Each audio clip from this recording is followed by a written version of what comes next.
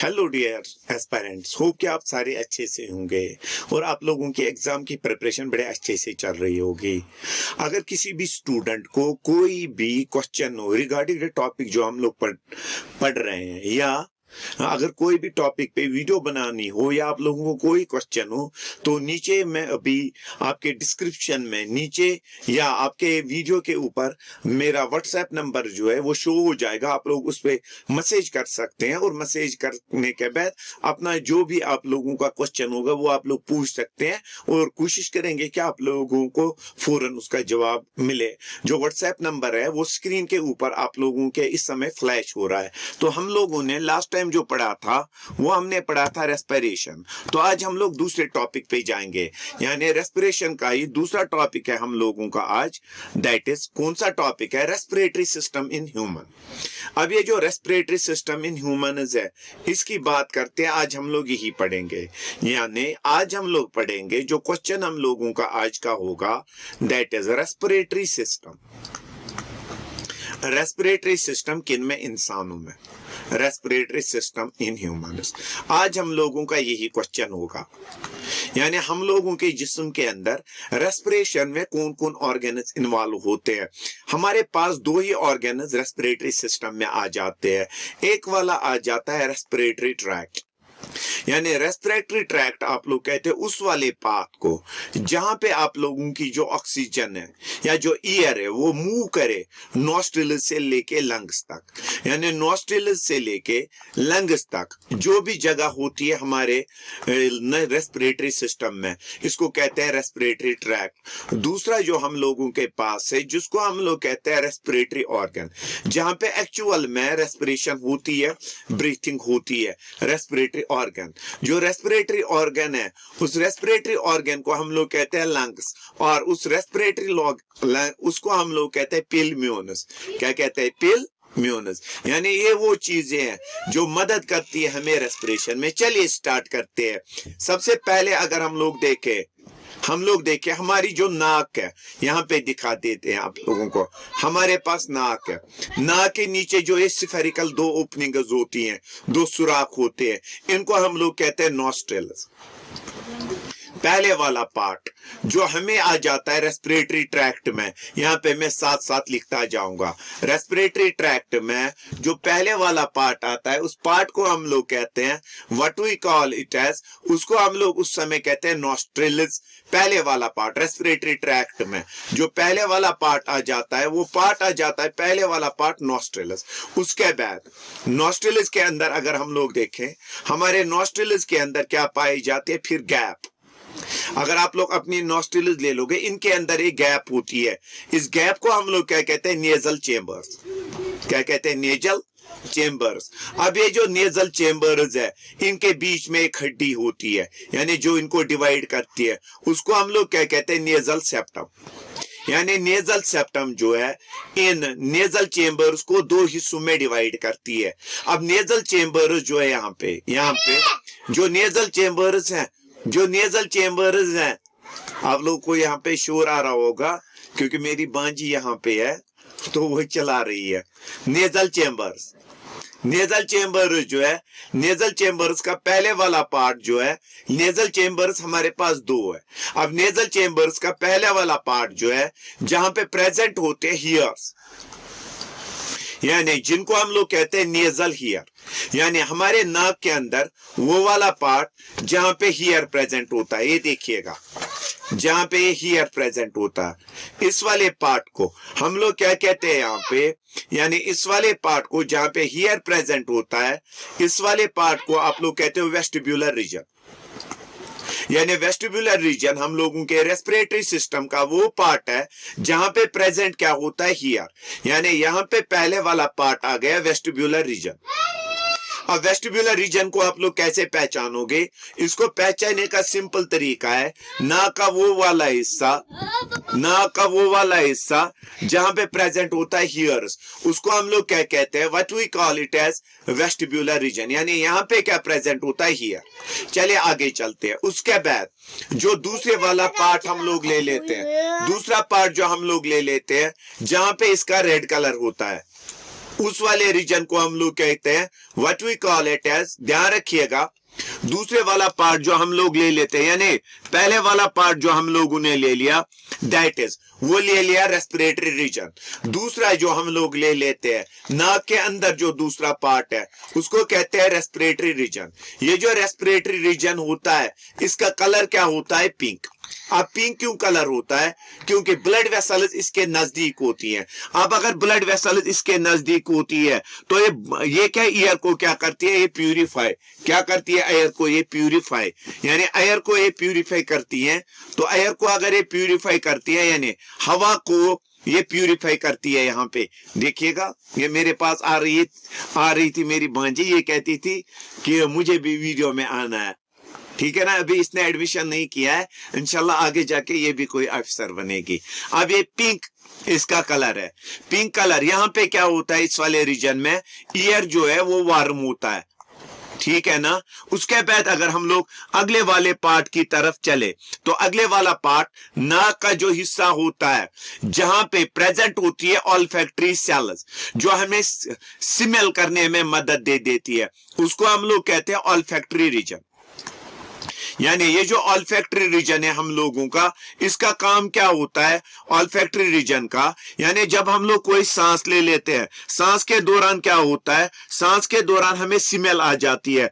अगर स्मेल हमें आ जाती है तो वो स्मेल हमें डिटेक्ट करने में मदद करती है कौन सी? Olfactory region. यानी ऑल्फैक्टरी रीजन में प्रेजेंट होता है सिचिंड्रियन मेम्ब्रेन जिसमें ऑल्फैक्टरी सेल्स प्रेजेंट होती है, और इसके अलावा इसके अंदर प्रेजेंट होती है, इस वाले रीजन के अंदर क्या प्रेजेंट होती है? बोनस, जिनको हम लोग कहते हैं नेजल कोंचाई।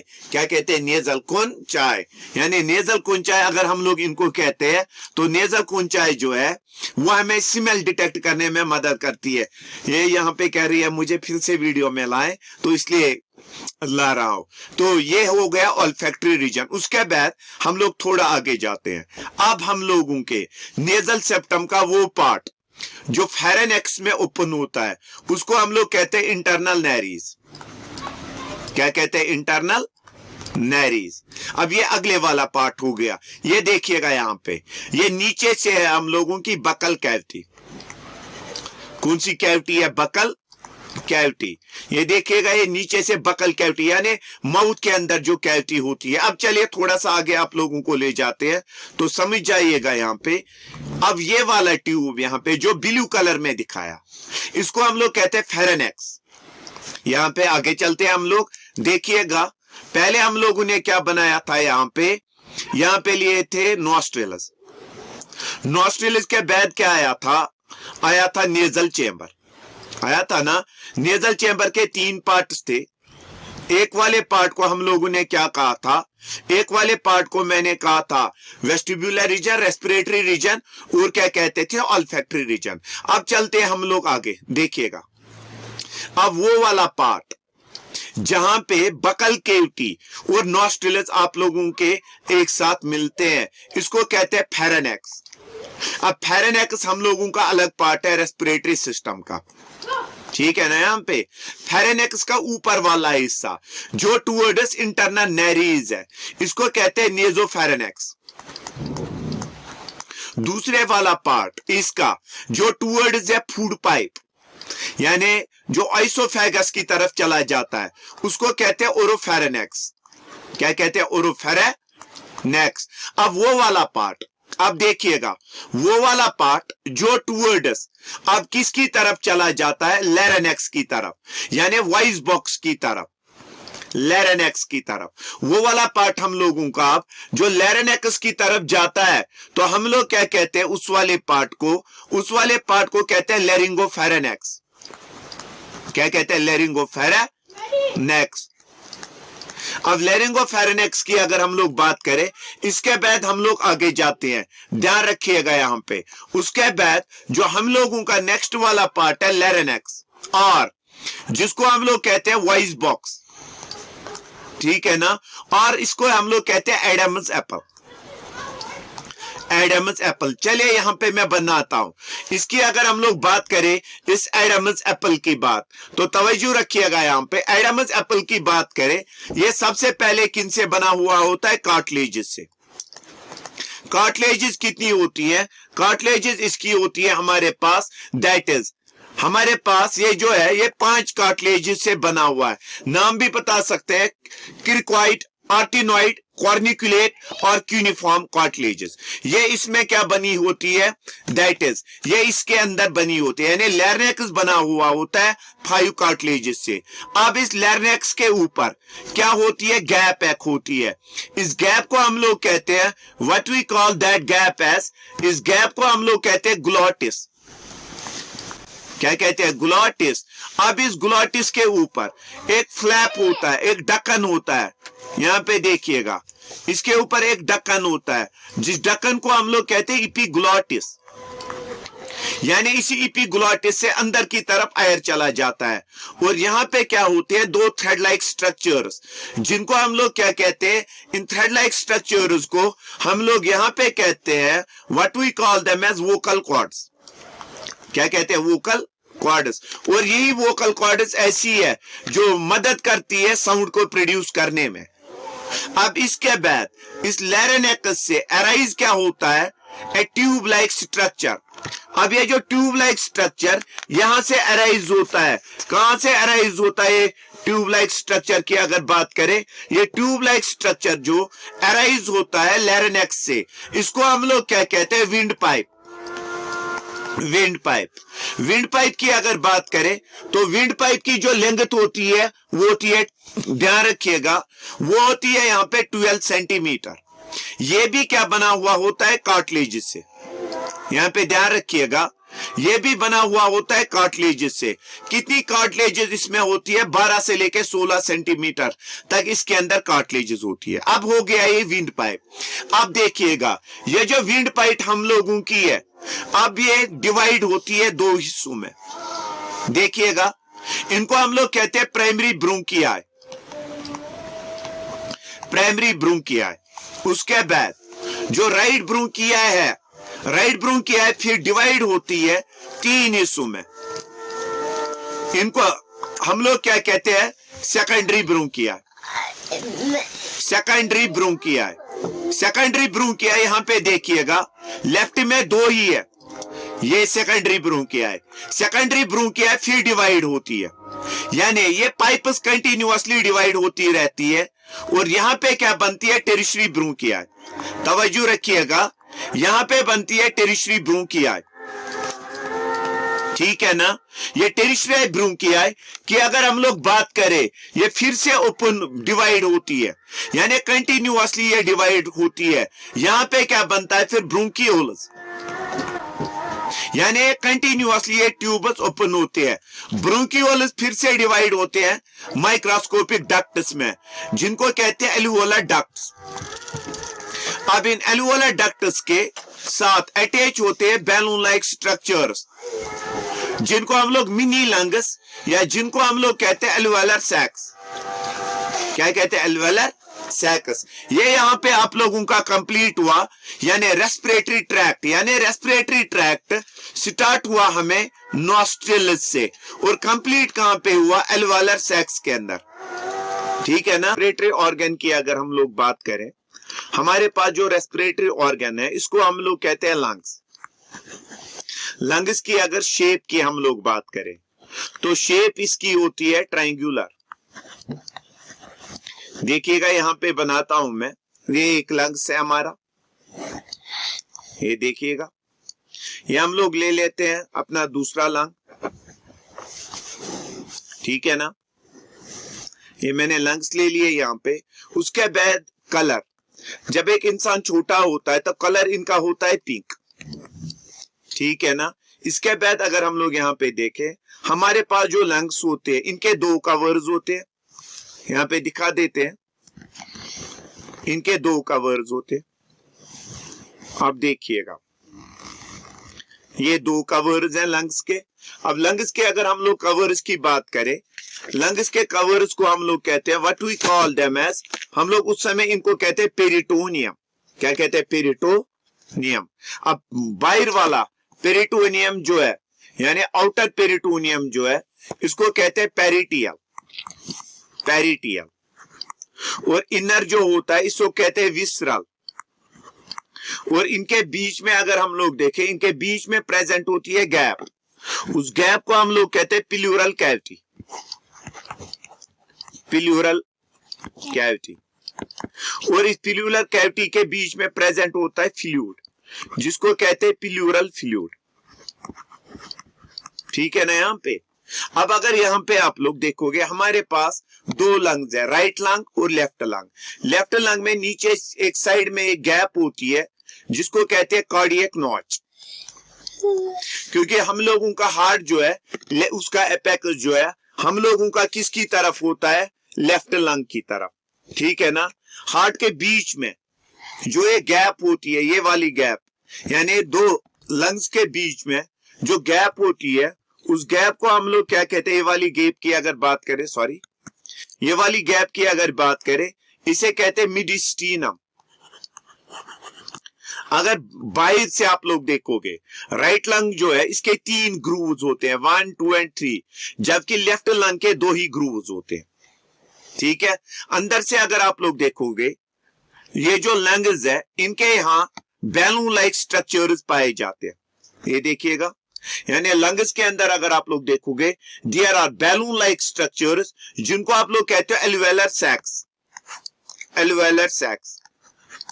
और इन एल्वेलर सैक्स की तादाद तकरीबन अगर एक इंसान में देखें, इनकी तादाद होती है, ध्यान रखिएगा, 300 मिलियन, 300 मिलियन।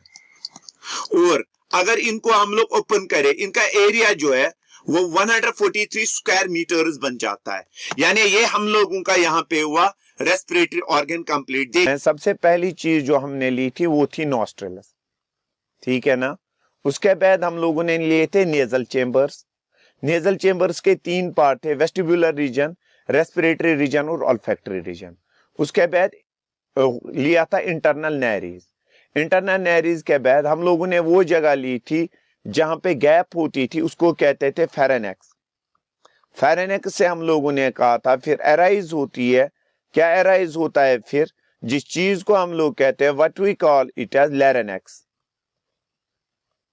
लैरिनेक्स के ऊपर अगर हम लोग देखें, गैप एक होती है, उस गैप को हम लोग क्या कहते हैं, what we call it as glottis. और ग्लोटिस के ऊपर एक फ्लैप होता है, इपीग्लोटिस। उसके आगे हम लोगों ने कहा था प्रेजेंट क्या होती है, that is wind pipe. Wind pipe हमने फिर कहा था डिवाइड होती है ब्रोंकिए, प्राइमरी ब्रोंकिए, सेकेंडरी ब्रोंकिए में। उसके बाद हमारे के पास क्या थे, लंग्स। ठीक है ना। तो अब हम लोग चलते हैं आगे क्वेश्चन की तरफ। आगे जो हमारा क्वेश्चन है दैट इज ब्रीथिंग। ब्रीथिंग की अगर हम लोग बात करें, देखिएगा यहां पे हम लोगों का है ये एल्वेलर सैक। एल्वेलर सैक्स, एल्वेलर सैक्स के अंदर एयर आना, फिर एयर से ऑक्सीजन अंदर की तरफ, ब्लड की तरफ जाना, और कार्बन डाइऑक्साइड का अंदर की तरफ जाना। यानी ये सारा कहां पे होता है, एल्वेलर सैक्स में। एल्वेलर सैक्स में 2 प्रोसेसेस है, या इंस्पायरेशन यानी इनटेक ऑफ एयर, और दूसरा है एक्सपायरेशन यानी सांस को अंदर और सांस को बाहर ले जाना। इन दोनों को टुगेदर हम लोग ब्रीथिंग कहते हैं। नॉर्मल अगर हम लोग देखें, नॉर्मल ब्रीथिंग होती है 12 to 16 टाइम्स एक इंसान में पर मिनट। लेकिन जब इंसान सोया हुआ होता है स्लीप में, तो यही स्लीप में हो जाती है 2 से लेके 4। लेकिन जब इंसान एक्सरसाइज करता है, एक्सरसाइज के दौरान ये जो रेट है ये 40 to 50 पहुंच जाती है। ठीक है। तो याद रखिएगा कुछ पॉइंट्स और। एक पॉइंट जो याद रखेंगे, टाइडल वॉल्यूम। टाइडल वॉल्यूम हम लोग कहते हैं नॉर्मली एक इंसान कितना एयर इनहेल या एक्सहेल करता है, वो होता है 500 ml। यानी एक सांस के दौरान नॉर्मली आप लोग 500 एयर जो है वो इनहेल करते हो। और एक मिनट में अगर हम लोग देखें 1 मिनट में एक इंसान 6000 यानी 6 से लेके 8 लीटर जो है इनटेक और आउटटेक करता है। ठीक है ना। ये तो था हम लोगों का टॉपिक ब्रीथिंग पे। Generally breathing in the sense हम लोगों को इसमें मोस्ट ऑफ द टाइम पढ़ना था रेस्पिरेटरी ऑर्गन। होप कि आप लोगों को ये टॉपिक अच्छा लगा हो। अगर टॉपिक अच्छा लगा हो तो लाइक, सब्सक्राइब और शेयर करना ना